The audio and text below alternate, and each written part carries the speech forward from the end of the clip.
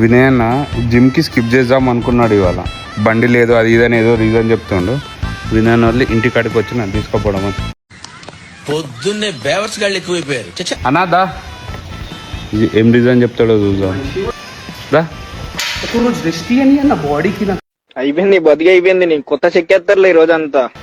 కూర్చో. మళ్ళీ ఇంతగానో ఉన్నాను. ఇంటి దాకా వచ్చుడే నాన్న మనిషి. ఈ మనిషి ఏం మనిషి తెలుసా? ఇంటి దాకా వచ్చి తీసుకోబోతున్నాడు. అట్లుంటది మనతోని.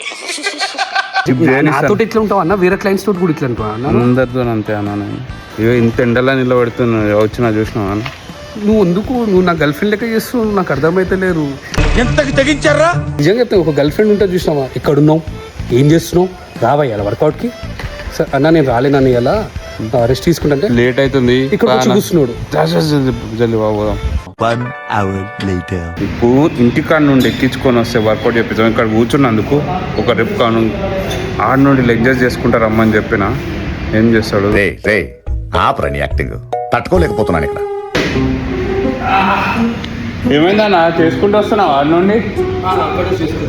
నడుచుకుంటూ వస్తలేవు. మళ్ళీ ఏమంటావు? మళ్ళీ చెప్పా తర్వాత వీడియోలో చూపెడతాను ఏం ఏడు నుండి నడుచుకుంటూ వస్తున్నావు. అట్లుంటది. ఎందుకు దెంగి తినడానికి వచ్చారని చెప్పి నేను అడుగుతున్నాను.